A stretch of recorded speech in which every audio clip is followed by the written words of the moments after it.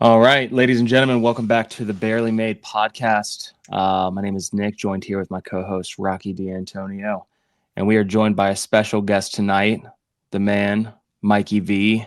Beardown. Thanks for coming on. Appreciate you. Thank you guys for having me. Nothing special about me, just a guy trying to navigate his way through life. You know what I mean? Just another asshole from New Jersey. That's what I like to say. I was actually going to ask you about that because I'm in South Jersey. Are you in North Jersey? Yeah.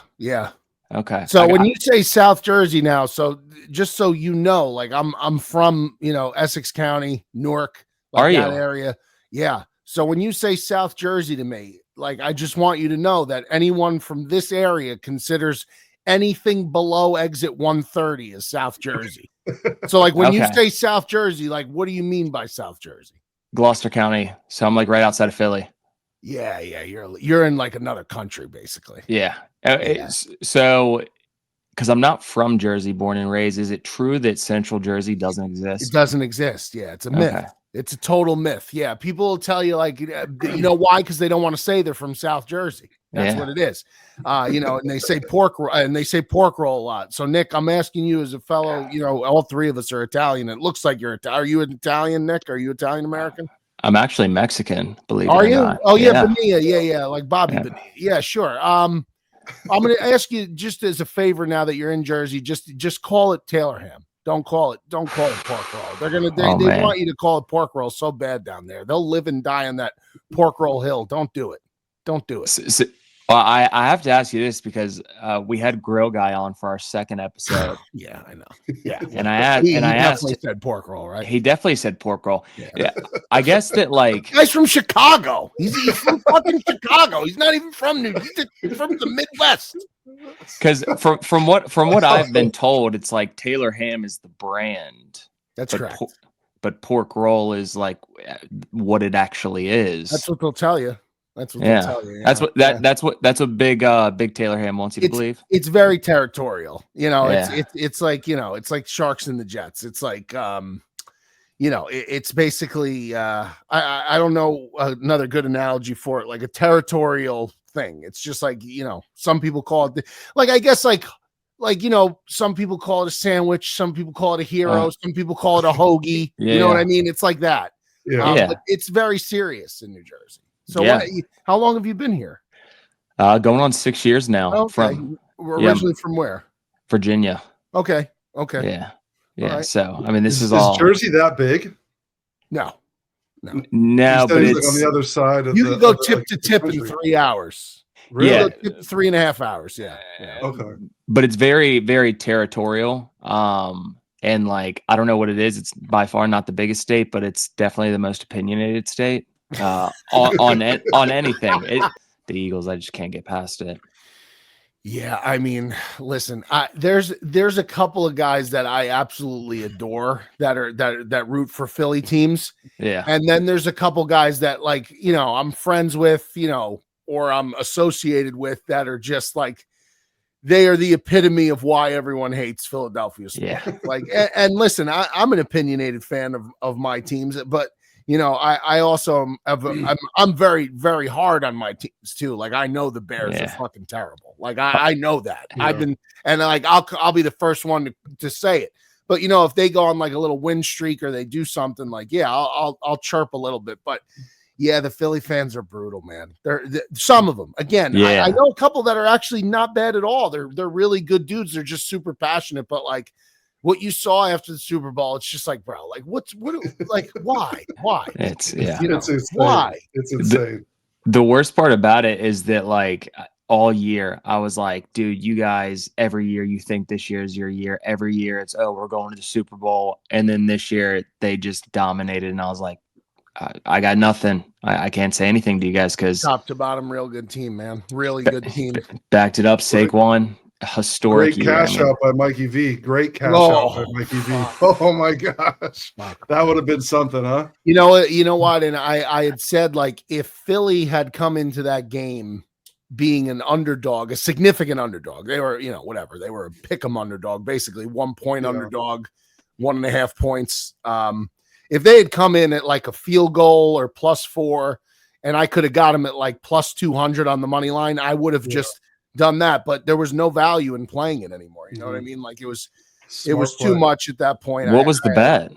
So I put in a futures parlay that I forgot about, to be honest, because I put it in on like some random day back in May, all the way back in May. I put Dodgers to win the World Series, Ohio State to win the national championship, and the Chiefs to win the Super Bowl. So the Dodgers came in and like just some random night, I'm looking through my like open slips because I'm really not a huge futures guy. I'm not. I'm not like a big futures better. And I saw the slip in there and I'm like, oh shit. I'm like, this has got a little life to it. Then obviously, you know, Ohio State loses that game at home to Michigan. My soul gets crushed and my heart gets ripped out through my chest for the 4th consecutive year.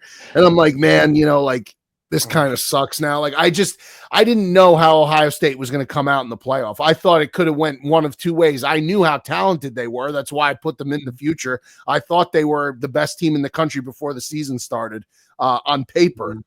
But, you know, obviously they came out. I didn't even get a cash out option until Ohio State ran the entire table and beat Notre Dame. I was waiting. I thought after they had Oregon in the Rose Bowl, I thought I was going to get at least some kind of a cash out option. I didn't get anything until the Chiefs won their divisional round, which they won that the Saturday before the national championship. The Chiefs won the divisional round game against the Texans. And then I didn't get an offer until Ohio State actually finished the job and beat Notre Dame. And then finally, they gave me the first cash out option against the Bills. I didn't take it, which was very nerve-wracking because I actually like Buffalo a lot. But I was like, fuck it. I'll just put like a couple bucks on Buffalo if it is what it is. And then, you know, obviously the Chiefs won that game. But the Super Bowl, the spread just sucked. And the spread, to be honest, sucked in the AFC Championship game too. It was the same exact thing, 1.5 point spread. Yeah, terrible. Terrible.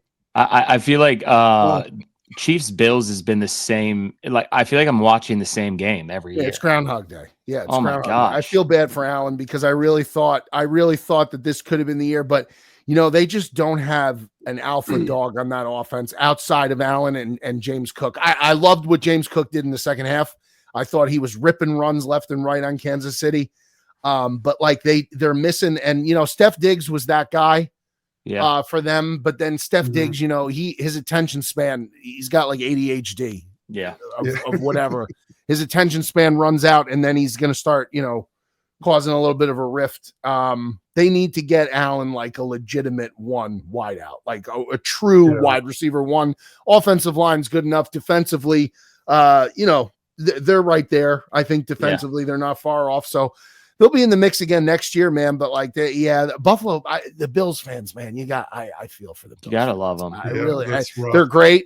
Bills Mafia is sick, but they have been through it. The Super Bowl losses, obviously, and now this new run of losses to the Chiefs in the playoffs. It's brutal. It's brutal. It is brutal. I feel like if you, I mean, aside from obviously people's teams winning the Super Bowl, I feel like America wanted Bills Lions in the Super Bowl. I sure did.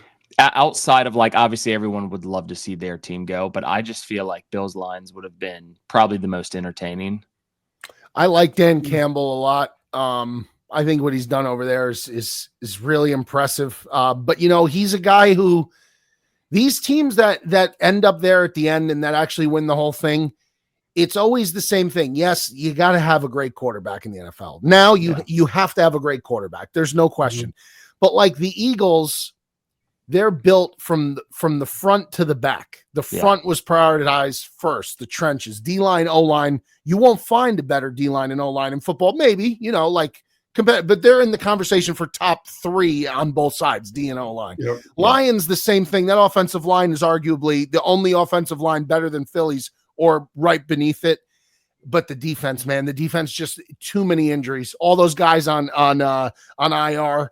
It was insane. They dropped like flies this year, and I felt for them too because you know they definitely have the sauce on offense. I mean, you talk about Amon-Ra St. Brown. I think Jahmyr Gibbs is behind only Saquon Barkley in the league right now as the top back because he's so multifaceted. He could catch the ball out of the backfield. He could run the ball.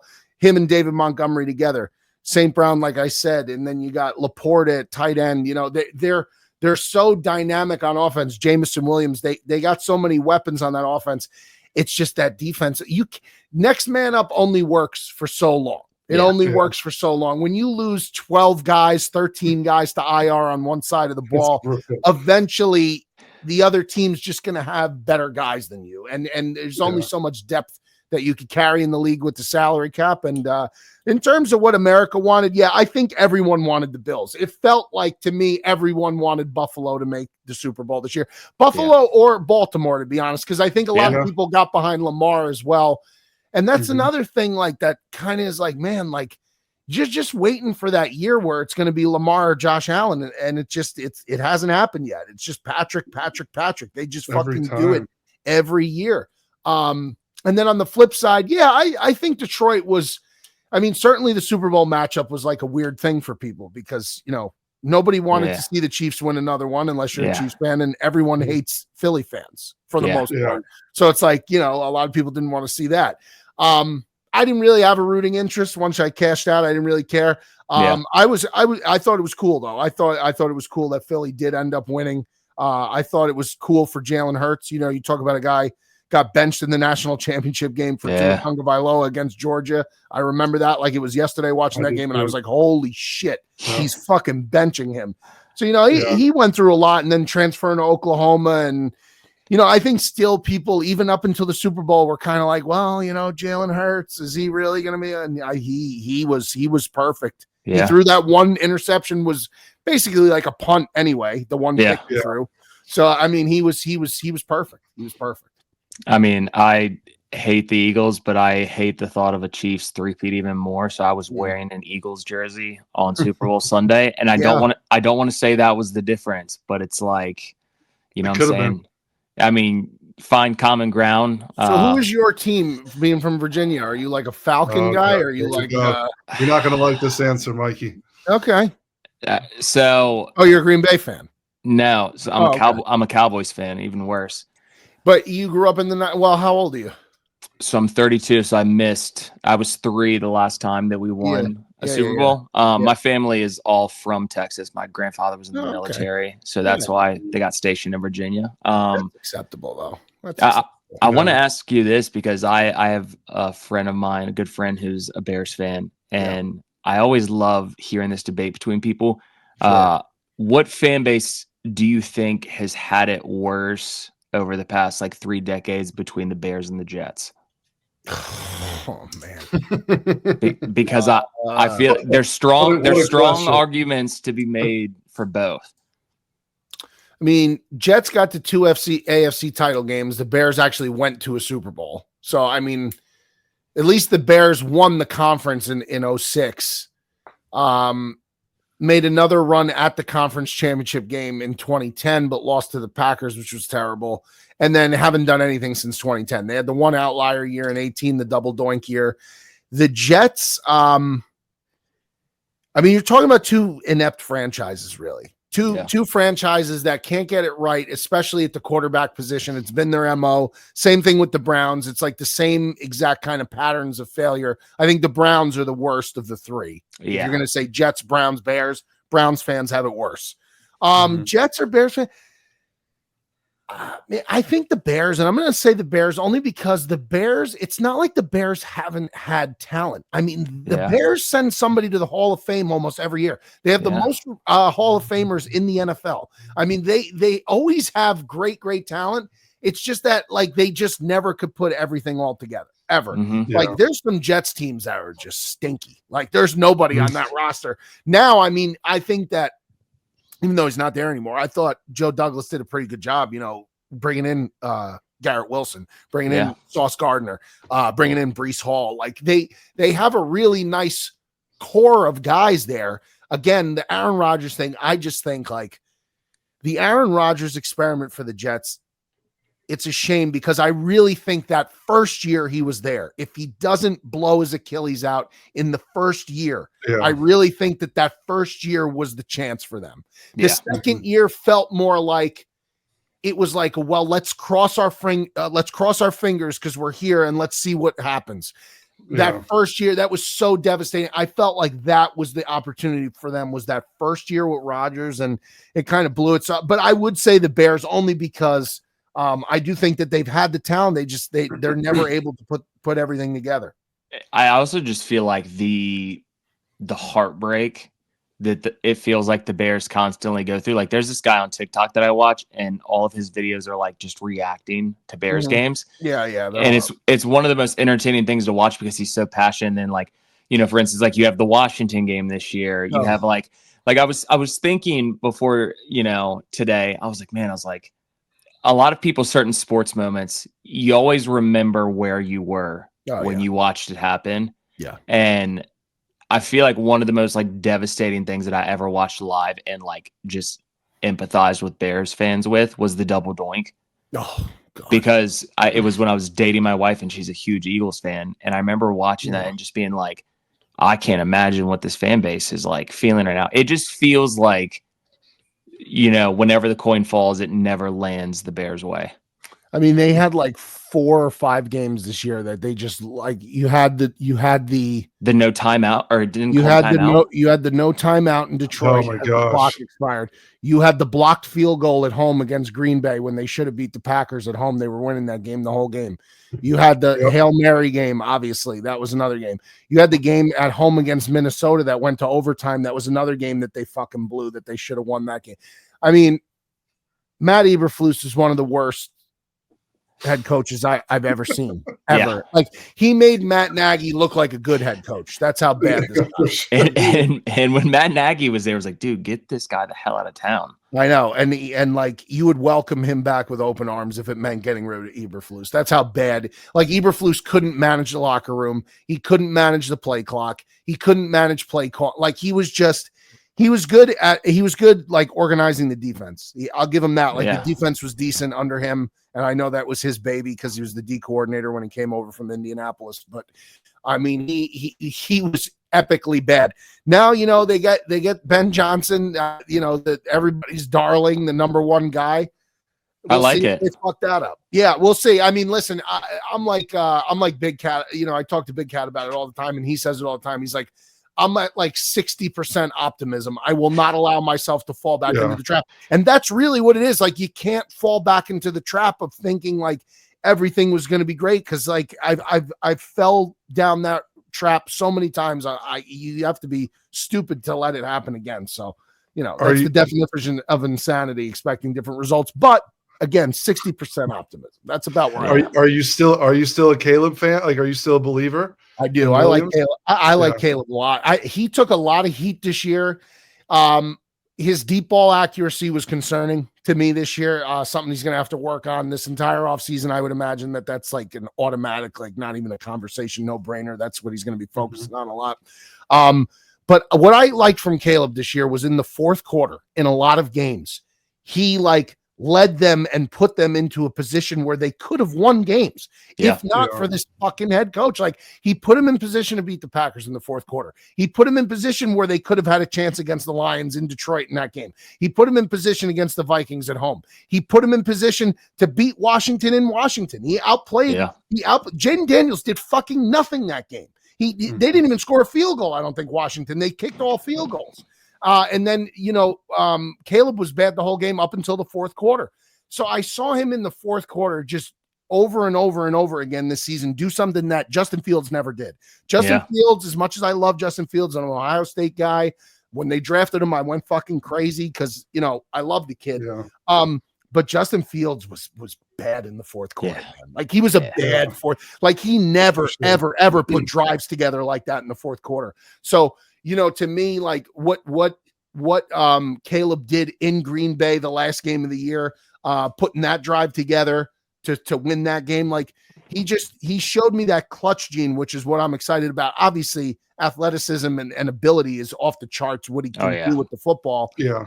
I'm hoping Ben Johnson is the guy to harness all of that and bring it all together. He seems like a guy who wants to be coached very hard, and I think that's what Ben Johnson will do. I don't think Eberflus was capable. He doesn't have offensive background. Like, that's just not his thing. So yeah, I'm all in on Caleb still. Definitely not out. Awesome. Was being an Ohio State fan, is that kind of like hedging the NFL team? It's like, all right, this team lets me down, but this team is just steamrolling people. No, you know why? Because really, I remember rooting for Ohio State from pretty much maybe even younger. I mean, I was like 8 years old when I started rooting for them. My father bought me like an Ohio State hat when I was like 8 years old. Being in Jersey, like everyone was either Penn State, Notre Dame, Michigan. Nobody rooted for Rutgers. It's not a big college area. It's not. People don't love college football here. It's disgusting. Yeah, it's wild, dude. Disgusting. Well, because I mean, what do they got? They got Rutgers, and when I was growing up, Rutgers would lose every game by like 40 points. When I grew up, this was before Schiano came in and like made them respectable to a degree. Like, then they kind of fell back into the lull. This year they were semi decent. I mean, they're playing in the Big Ten. They play tough schedules now. But yeah, so he got me the hat when I was 8. I've been rooting for them ever since. And then I actually was able to do post-grad study there during COVID. So I got like a little alum status there now too. So that was kind of like a big deal for me to be able to do that because I've been rooting for them forever. But yeah, it's ironic because it's like my pro baseball team is my only local team is the Yankees. Been rooting for them since I was little. But my father stuck me with the Bears, and then he bought me that hat.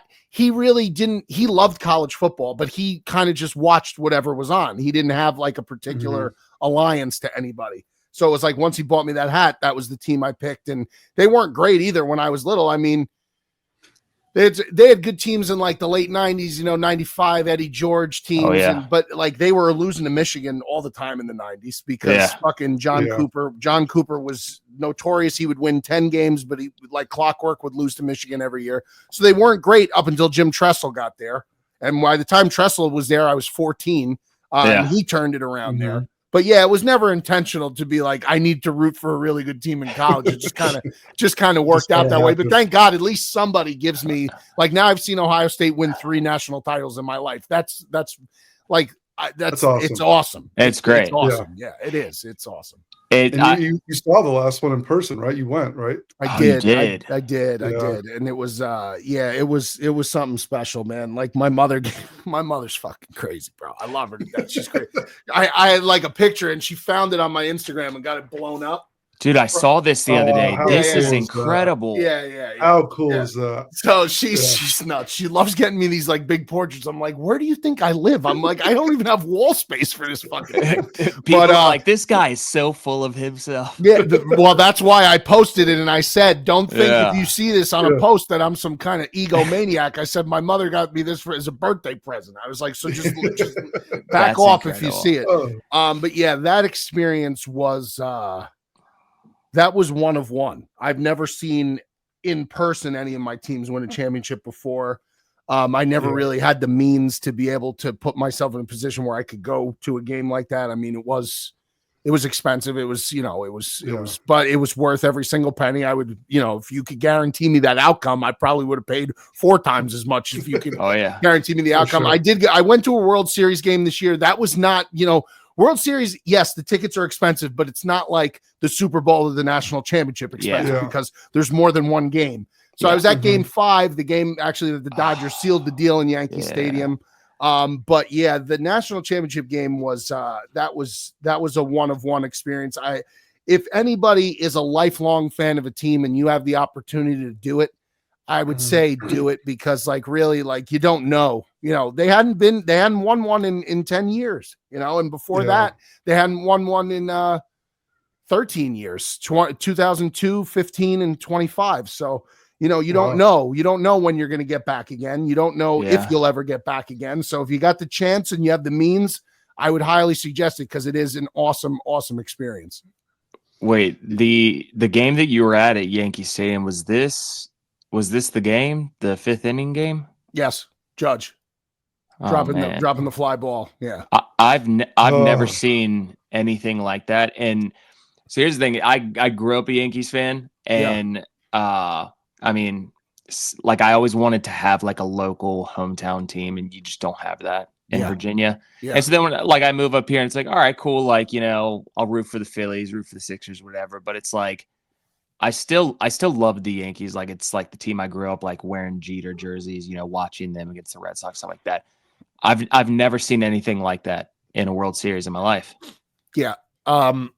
that game, the stadium that night had to feel like it was like the old Yankee Stadium because of how they jumped out so early on them, and I think people kind of started to get that feel like, yo, if we win this game, we send them back to LA, all the pressure then, like Yankees are playing with house money if they could win game 5. You send it back to LA, all the pressure then goes to the Dodgers because now they're playing back in front of their home crowd.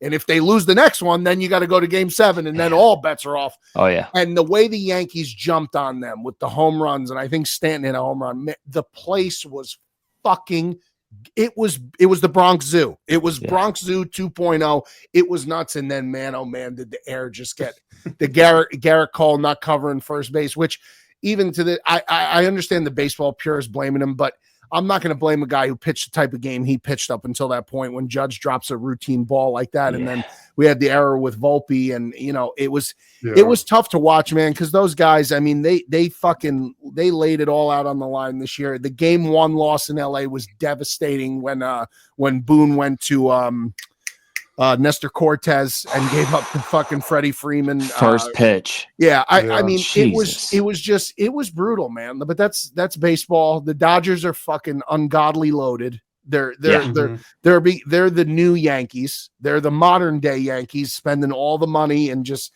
buying these super teams. And I mean, we got to all, as baseball fans of other teams, live with it. I mean, if you're not a Dodger fan right now, you just got to live with it and hope that your team, because in baseball it can get very streaky, as you guys know. You got to hope you guys get hot at the right time, because it's hard to manufacture against the Dodgers. If you're not hot going in, it's kind of hard. You need great pitching and you need to get hot at the right time.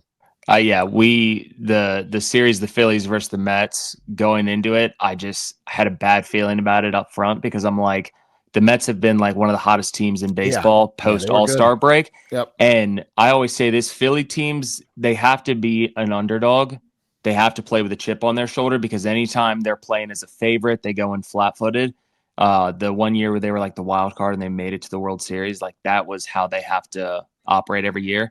And going into it with the Mets, I was like, I don't like the outcome of this. And then I saw how the Mets played the Dodgers and how well the Dodgers played. And I was like, oh, we would have got steamrolled by the Dodgers. Yeah. Dodgers were just, I mean, it was their, I mean, they were, their lineup was just so ridiculous. I mean, ridiculous. And that's coming from, a guy who roots for a team where, the 2-3 hitters were Juan Soto and Aaron Judge. And it was still like that team top to bottom, though. The lineup was just better. Like it was just better, which is crazy. You would think that with Judge and Soto, it's tough to top that. But I mean, top to bottom, they were excellent. They're a good team. I wanted to ask you a question about the brotherhood, Mikey, if you don't mind. Yeah. I just, I'm somewhat in the gambling space. I won't explain how, but I just know, like, you put out plays. How many people are in the brotherhood? It's at least a couple hundred, right? Like, is it not extremely nerve-wracking putting plays out, having everybody bet with you and watching these things unfold and stuff like that? Yeah. So started it back in 2002 subscription service because, I mean, listen, I've been around, sports betting for a very long time. Growing up where I grew up, I mean, my grandfather, there was nobody that didn't talk about what the line was in a game. Like, it didn't start with DraftKings Sportsbook and FanDuel and, talking about these old, social clubs and shit like that. That's like what I grew up around. I mean, everybody and their mother talked about what the over-under was and what the spread was for Monday Night Football. Everybody talked. So I grew up around it. Started the subscription service in 2022, felt comfortable enough that I knew about the sport. And I also know that this subscription service is never going to ever turn into something where I'm going to charge people hundreds or thousands of dollars for picks, because I think that personally is one of the most despicable things on the face of the planet, because there is not a handicapper on this earth. If you can handicap at 60 to 65% winners consistently year after year, and you don't lose year after year, 60 to 65%, you're in like a top tier of guys that know what they're doing, that know. But like, there's no way that these guys who tell you, 90%, we won 30 games in a row. Well, what are you giving out? Minus 300 favorites, minus 400 favorite. Like the highest juice I'll put out is like minus 140. That's a lot for me to put out. I don't even like doing that. It makes me uncomfortable because I hate losing a bet for people when it's like that. It's extremely nerve-wracking. I lose sleep over it a lot sometimes when, like, if we go on a cooler, which any gambler knows it just happens. It's inevitable. The things that kind of give me a little reprieve is how good the guys are that are in that group. And it's well over hundreds now. I mean, it's really? well over. Yeah, we have a lot. That's awesome, man. We have a lot of people. We just had our meetup. I know you are a proud member. I'm one of them. And proud member. we just had our meetup in January for the second year. We had an incredible turnout. 100 guys came out. The people flew in from fucking Arizona, drove in from Connecticut, amazing, just to bet and hang out. But that's really when I say the brotherhood, like it really is more than just sports picks. I mean, it's $4.99 a month. I just bought a large cup. Oh, that's coffee. it. I bought a large cup of coffee this morning. It was $5. Man, somebody send me a link. I'm about to hop in here because I just want to say this. I'm getting cooked tonight. So I'm hopping in the brotherhood after this. It's $4.99 a month. You get the picks. I also post workouts, different workouts of the day, Monday through Friday, 5 workouts a week. We do like some exclusive shows and content. We do a show with Big Cat on Instagram Live, only on the subscriber live, like once a month when football season's not going on, because once football season starts, it's too much. We do giveaways. We do like last year we did a bracket challenge just for the guys that are subscribers, no entry fee. And like I just put up the grand prize, whatever.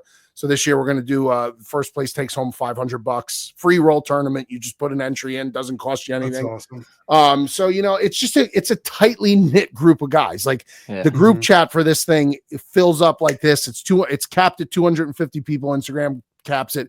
These guys are firing bets back. So it kind of becomes its own like Discord where these guys are going, they're making their own picks for each other too. It's just kind of bringing a community of guys together that just enjoy sports gambling, and I always preach, I am not the kind of guy that's going to put out picks. And if picks lose, I'm going to put out 4 more picks. And if 2 picks lose, I'm going to put out 4 more. That is the easiest way to lose in gambling, is to chase and to try and bet the board. It's not possible. Nobody could do it. If they tell you they can, they're full of shit. So it's got to be a controlled, kind of planned, executed, stick to the routine kind of a thing. And some guys do that, some guys don't. They stray off the path. But what I always say, the 2 cardinal rules about gambling, always bet with your head, never over it. And never ever put anything in the middle that you're not willing to lose. You have to be any bet you put in, you got to be willing to light that money on fire. And bet you put it, because that's just the way it is. And trust your gut. That's the second rule. Always, I say, always trust your gut. Like I put out a pick sometimes and I'll get a DM from a guy, I really like, I'm like, listen, you don't have to take it. It's just I'm just putting it out there. Trust your gut, go the other way, and some guys do, some guys don't. But it's a great community. Like I said, the guys are terrific. It's a great thing. It's for the love of the game. You do a great job with it. Thank you. Appreciate it. It's awesome. I was talking to Joe about bets the other night, and I was like, Joe, your intuition, dude. I'm like, you could probably just like freaking put some money on what you feel like is going to hit. And he's like, no, I have to get my picks from somewhere else because I have to have somebody to blame when they don't hit. And That's where my question originated from, because when he asked me for plays, I can't sleep because I'm terrified if they lose, because he won't let me hear the end of it. Dude, yeah. Well, listen, last week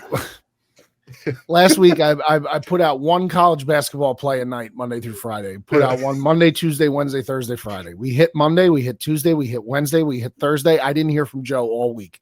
Friday night, of course, I put out Cornell against Harvard. Harvard's fucking dog shit this year. Cornell, one of the highest first half scoring teams in the country. They're like top 5. They fucking shit the bed at Harvard. They just had a horrible night. They couldn't hit water if they fell out of a boat. Happens. One of those nights. It's just like, it doesn't make sense, but it is what it is. And he texts me and he's like, man, Cornell fucked us. I can't. I'm like, where were you the last 4 nights, Joe? Yeah. Where were you?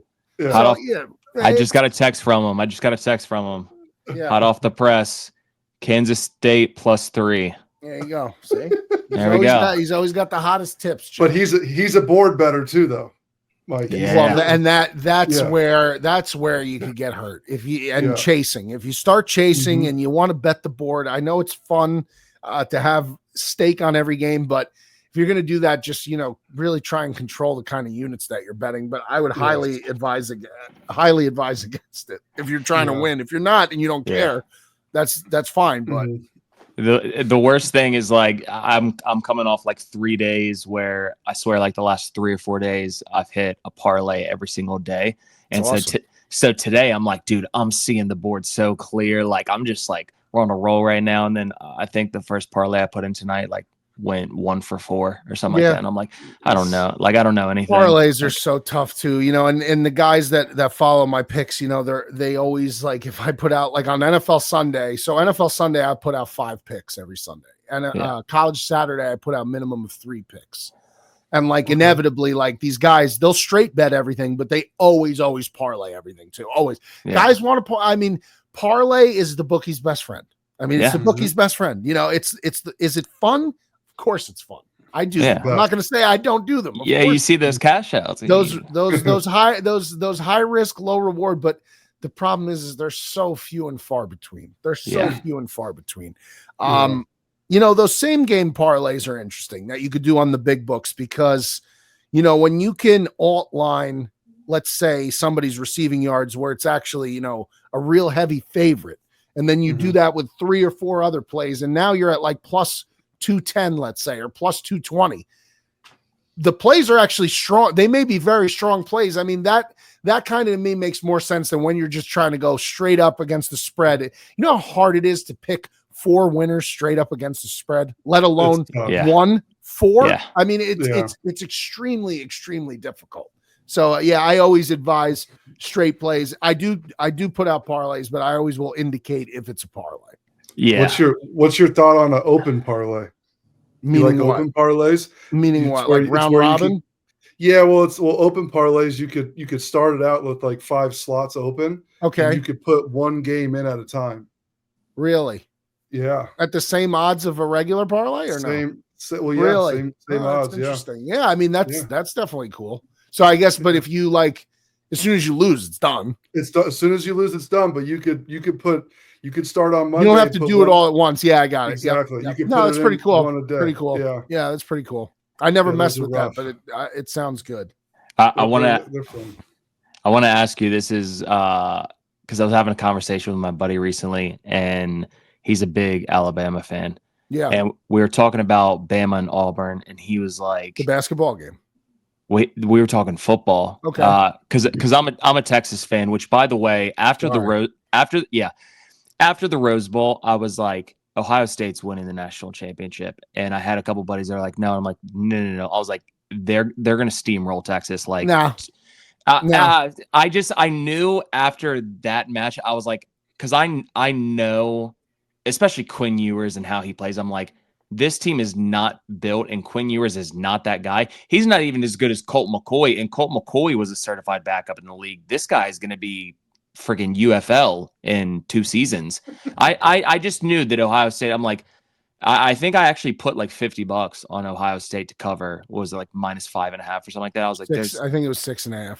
I was like, there's just no way we win this game. It's funny that you say that because I had said when they beat, I felt so much more confident going into the Rose Bowl against that Oregon team because Oregon to me is the same story every fucking year. They have these really fast skill position guys. They're good. They always have a good quarterback that's versatile and could do this, could do that. Everyone, loves Dan Lanning, and I think Dan Lanning's a really good coach. But push comes to shove late in the year. They get bullied. You could bully Oregon. Oregon can get bullied, and that's what OSU did. But I was so much more confident in that game than going into the Sugar Bowl. Number one, that game was in Texas, which I thought was a big up for Texas. But I looked at the roster for Texas, that secondary that Texas had, man. Those guys in the secondary, bro.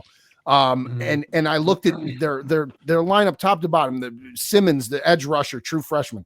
Their running backs, their wide receivers. Quinn Ewers to me, the bottom line is he has the ability where if he has a great game, he can have a great game. Like he can have a great game. He has the tools to have a great game. Like he was recruited as a 5-star guy by Ohio State before he transferred. That Texas game scared the shit out of me so much more than the Notre Dame game, the Tennessee game, the Oregon game. I thought that Texas matched up against OSU on paper, at least, pound for pound in terms of guys that could go play at the next level better than any other game. So that's interesting you say that, because I was super nervous about the Cotton Bowl. It turned out that game was a fucking classic. I mean, it was a great game. It was a great game. He has no presence in the pocket. Like, he collapses. Like, that's the difference between him and Arch, is that Arch can improvise. He has his legs. He can get out of the pocket. He can extend a play. Good, man. I'm so excited for Arch. I can't believe they didn't play him more, but I understand it's like a whole seniority thing, whatever. But I'm like, dude, this guy just collapses. He was running into the offensive line. I'm like, dude, get this kid out. Like, I'm so ready for it to be Arch season. Like, yeah. I mean, high hopes. I thought that yours played a pretty good. I got to be honest. It wasn't his worst. I thought he played a pretty good game. He made that one play on that third down. It was like a weird improvisational, like flip, like a flip pass, and it converted, went for a big play. And I was like, and then on the last drive before they got stopped at the goal line, he was making really nice throws to get him down there, and he got him down there real quick. The pass to the tight end on the sideline, and then the other pass to the wideout. I forget his name. Golden. Yeah.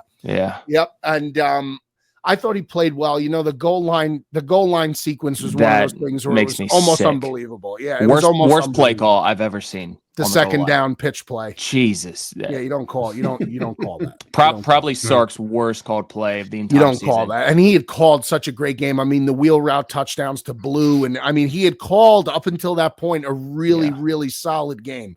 But yeah, that was a classic, that game. I want to know what is your 3 greatest rivalries in sports? Like, if you had to say these 3 are the best rivalries to watch. Ohio State, Michigan's number 1. I think Ohio State, Michigan. I mean, and now it's better than ever right now. Right now, it is as good as the rivalry has been in years, because Michigan has swung the pendulum back in their direction. Ohio State owned that rivalry for the past 2 decades. I mean, Ohio State was.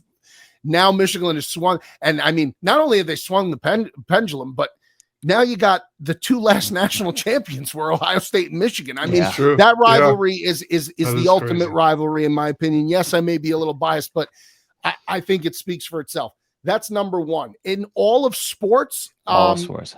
I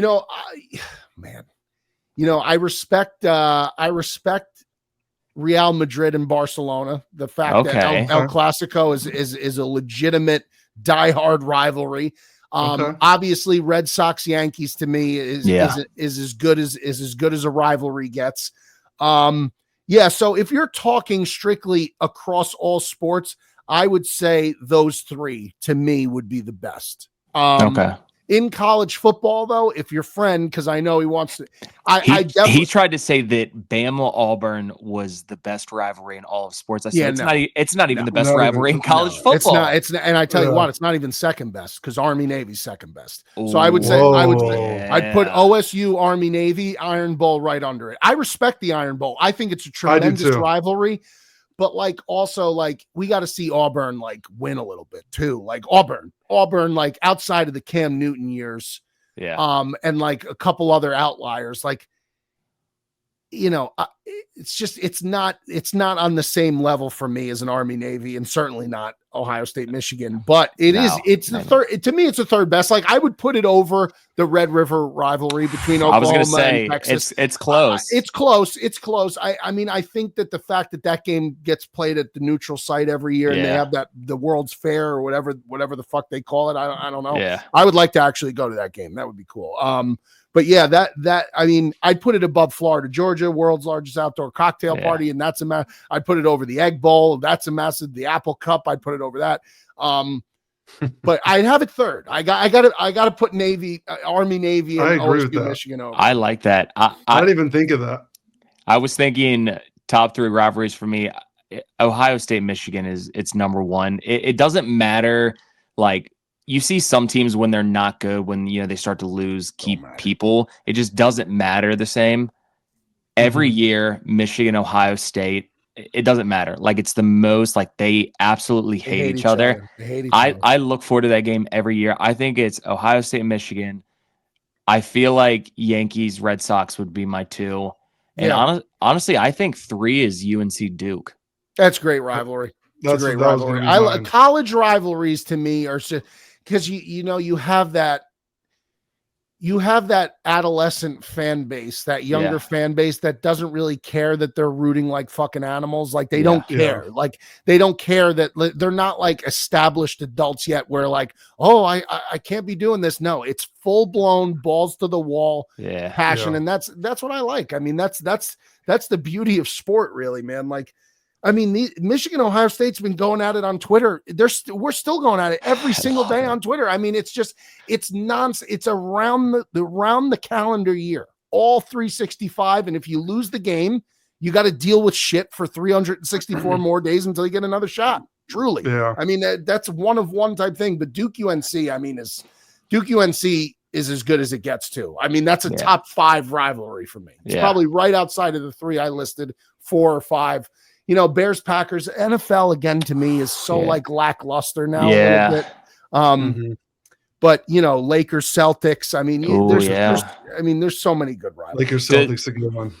Does Ohio State, Michigan, is the rivalry that intense in other sports like college basketball? Is it intense there too? Yeah. The schools just I mean, they had the basketball game this past weekend, and Michigan came in and beat them. And I mean, like it's the same, but I mean, football's obviously. Football's king, but it's super intense. I mean, it's truly is like it's that week. I mean, it's called Hate Week. I mean, literally the entire week is called Hate Week. And, it's interesting now with the college football playoff, what it's done to the rivalry in terms of what it means. I would argue it still means everything, but people, will go back to it doesn't mean everything because now you could lose that game and you could make the playoff. Whereas, that wasn't the case. If you lost that game, likely your season was completely over. That's not the case anymore. But I mean, that's just the changing of the playoff format. That's just the changing of the times. I wouldn't say by any means that the game is less meaningful. I mean, you see the way people act about it and how the fight that broke out at the end. I mean, it's awesome. incredibly emotional. Are you a fan of the new playoff format? I thought it was awesome. I liked it a lot. I thought it had to get expanded from 4. I personally wanted it to be 8. I didn't think it needed to be. I wanted 12. 8. Yeah. But again, they're already talking about changing it again. There's already talk. It was out today. A huge article came out. They're talking about a 14 or a 16 team playoff because the SEC and the Big Ten are just putting so much pressure now on the committee because the SEC and the Big Ten feel like, hey, we have the best teams. We have the best teams top to bottom. They originally, when they went from the 4 to the 12, the SEC was talking about, and the Big Ten were talking about separating and having their own tournament to determine who the national champion was and dumping the committee altogether. So the college football landscape between the NIL, the transfer portal, and the playoff are going in a topsy-turvy direction. Like the landscape of college football is going to look so insanely different over the next 5 years. It's just going to be wild. I mean, you see these teams like an SMU, you see this team like Indiana, who previously, Arizona State, UNLV, all those teams, right? Indiana, Arizona State, and SMU. All of them led by transfer players this year that did a tremendous job and came in. Cam Scatterbo, transfer player. Quarterback from Indiana, Rourke, transfer player. Like it's changed. It's allowing these teams that couldn't necessarily recruit the best guys eventually get developed guys from other schools, bring them in and now become ultra competitive. And I think, people will bitch and moan about it, but I think it's great for the sport. I mean, it's cool to see new teams a little bit. Like who the fuck wants to see Alabama every single year? I mean, unless you're a fan, who the fuck wants to see Ohio State every single year? I get the anger. Now I do. I want to see them every year because I'm a fan, but it's cool to see new teams in the mix. It is. I agree. Someone like UNLV hasn't been good in my whole lifetime, and they were one game away from making the freaking playoff. We were going crazy down here. Yep. So I want to ask just for one last sign off. Who do you like to win the Natty this year for college basketball? I have Florida in the future, and I saw now that they're number 2. But I put that in a couple months ago. I like the Gators. I think the Gators. And then sleeper team, I like. First of all, I like Florida. I feel like Duke is going to be really, really hard to beat. Cooper Flag is that dude. They're so long. They're so athletic. They play defense. It's going to be tough. A little sleeper team I like is Missouri. I don't know why, but I'm on Missouri to make a little bit of a run. I could be way off on that, but I kind of like Mizzou a little bit this year. I like that. I'm going to put in the future. I got Bama as my pick, and then my sleeper St. John's. I think St. John's is tough. I love Patino, man. I mean, I love Patino. I love Patino. He's done. I mean, the guy is just he's incredible. I mean, he's incredible. He brought them back to relevance overnight. It's incredible. Mm-hmm. That's awesome. Well, hey, man, we appreciate you coming on, dropping some sports wisdom on us. I mean, this is you're the best, man. Thank you. Yeah, appreciate you guys. No problem, man. Yeah. Well, hey, we'll have you back whenever you want to come on. I can't wait to friggin' join the Brotherhood after this. I need to find that link ASAP. Let's go, man. Let's go. Hey, appreciate you. And once again, Beardown, Mikey V, Barely Made Podcast. My kids are breaking in here. Jesus. Appreciate you, boys. Appreciate you, man. Thanks, have a good one. All right, guys.